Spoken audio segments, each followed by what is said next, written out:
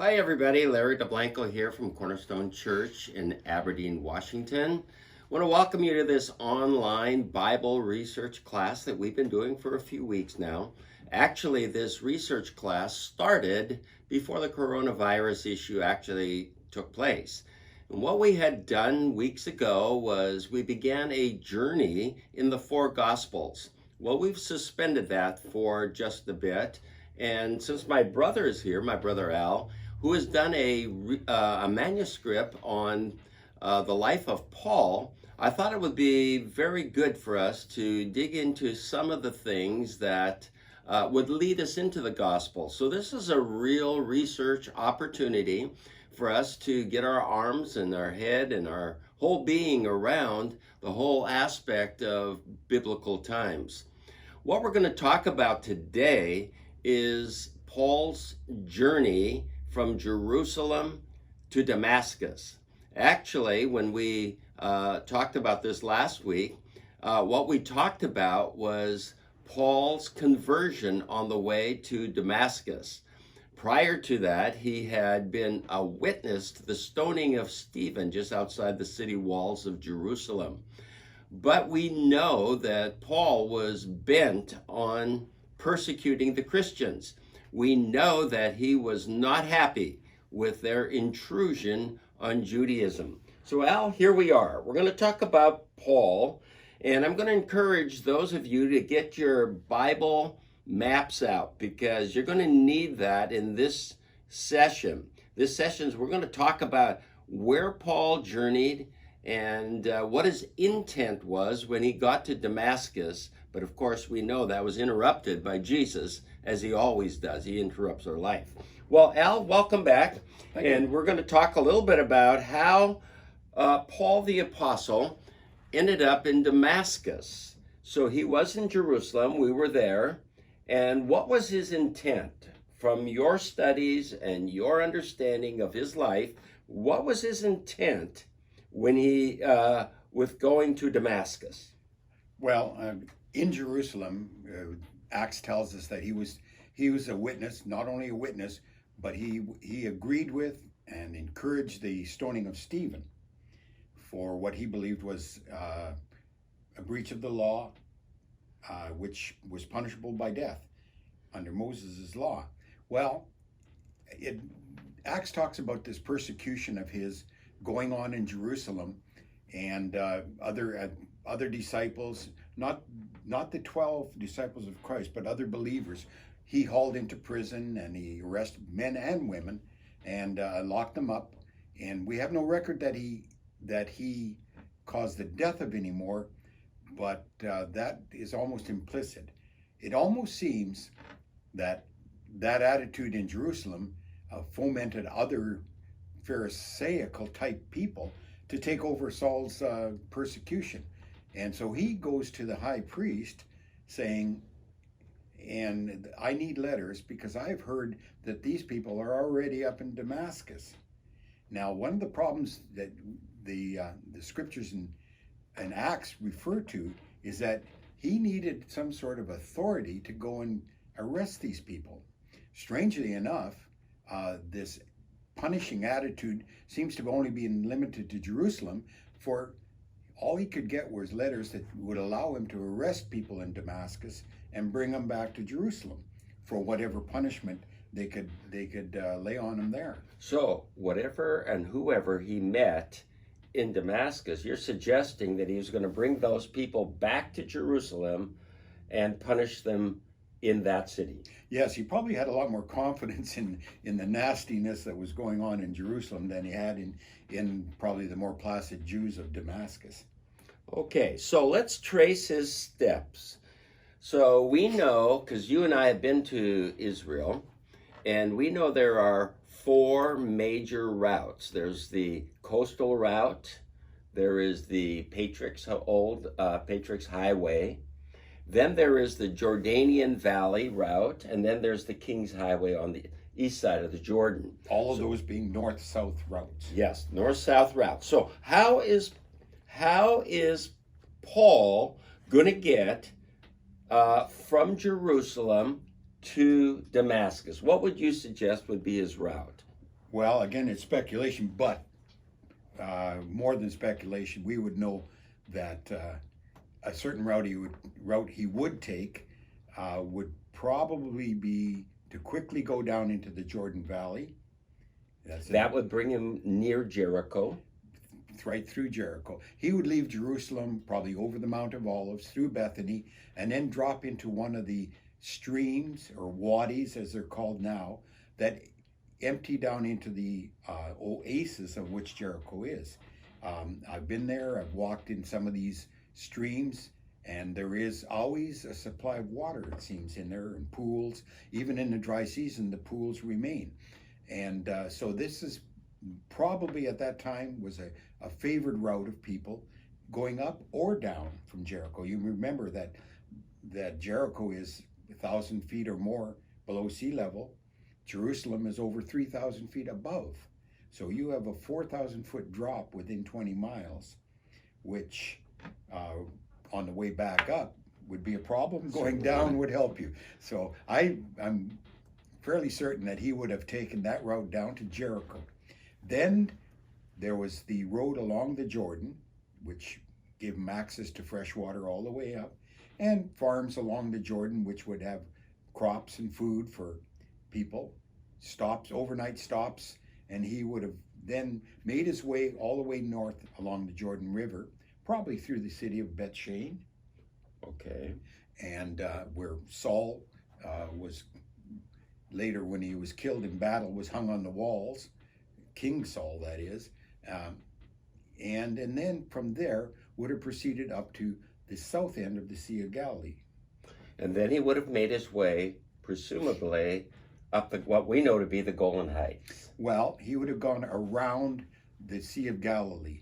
Now, that is the southern part of the Sea of Galilee. No, southeast? He would have been coming from the south. He would have gone up, I believe, on the east side, and he would have gone through a little village called Gadara, which we know of the demoniac of the Gadarenes was from. Okay. When Jesus left Capernaum on the north side, he sailed across to that little town. Right. When he delivered the man, and the time when the demons were cast into the swine and off the ridge they went. If you go there now, after many earthquakes, you can still notice that one of the only place that would have that sharp of a hill is on that eastern edge. And I think you and I stood in that area. On the eastern edge of the Sea of Galilee. Came to that conclusion. The other evidence is that Tiberias on the west side was never a favorite spot for the Jews. It was built by one of Herod's sons, remodeled and named for a Roman governor. And not only that, but it was a old cemetery for all types of people, and the Jews did not favor that town at all. They avoided it, it seems. So Paul would have stayed south and then moved eastward up. And at the north end of the Sea of Galilee, after he comes back down that cliff, there is a series of streams, and again wadis they're called nowadays, that drain the heights of the Golan Heights, which we know of today as Golan Heights. In those days, that was back in Moses' time, was the where the kingdom of the King Og was, when Moses defeated him. And it was a lush, high plain that had temperate temperatures. Crops grew very well, and he would have headed up that way, and that would have been his chosen route to Damascus for sure. I'm almost positive of that.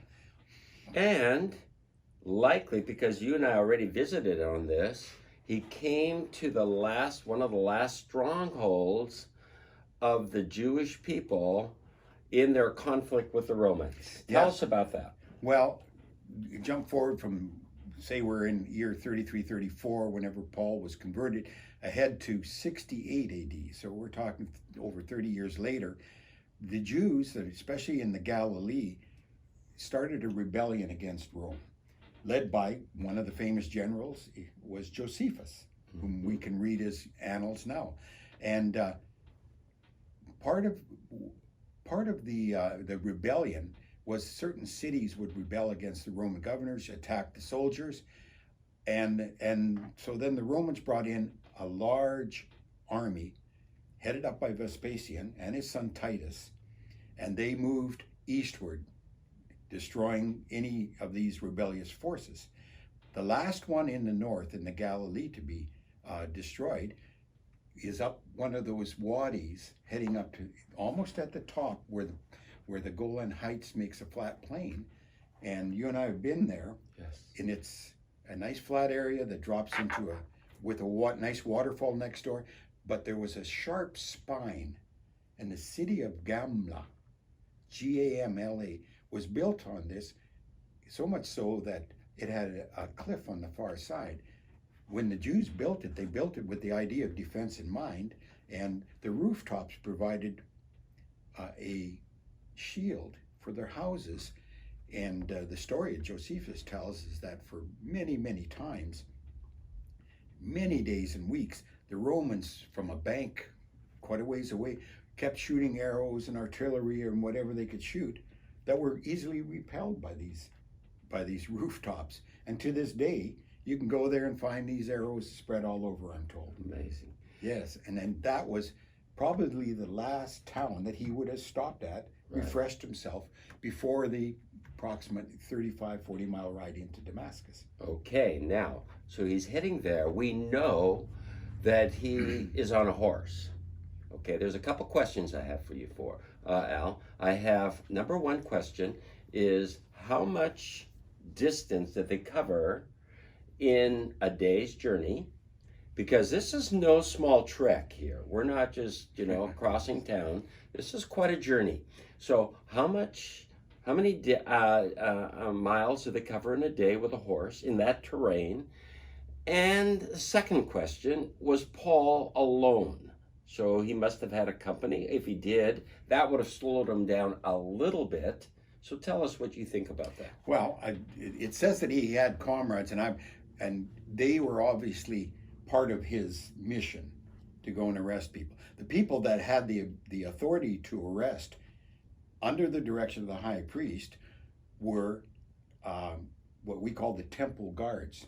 A little bit different from the guards or the priestly guards at the temple. These were another almost hand-picked permanent employees of the high priest who did his bidding.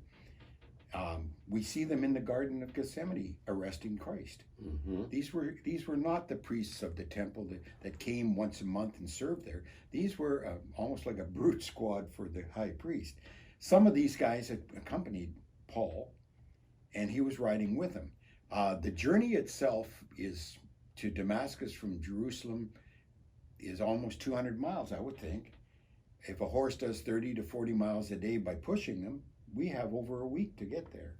Okay. Or near a week. So this is taking some time. This isn't hopping on a train and getting to your place overnight. I wouldn't think so. No, he was So- on this road for a while. So he is on a well-traveled route to Damascus. And then the inevitable happens. How far do you think that Paul was from Damascus when Jesus smites him off this horse? I'm in my estimation, he was in his last day of riding, Okay. because it said that they led him into Damascus. I'm thinking, and you and I have been there, the modern border of Israel at the top of the Golan Heights is kind of on a hilly episode, and then it flattens out. If you remember, from that very eastern border of Israel today, you can see the highest of the buildings in the city of Damascus. Right. So my estimation, he was somewhere between there in the flat area. Okay. And so I'm guessing anywhere from 20 to 0 miles. Okay, well, I hope this helps you folks. As we do some Bible research, we're attempting to put some of these loose ends together so when you read the scriptures, you'll have a frame of reference. You remember what I said a little earlier? A couple things are going to be totally essential. One, that you have an appetite for history, and secondly, you have an appetite for geography. So you can map out some of these journeyings. Actually, not only Paul, but where did Jesus go? Where did his disciples go? And how does this fit in? How long did it take to get to where they needed to go? Now, to wrap up, Al, we have Paul encountering Jesus.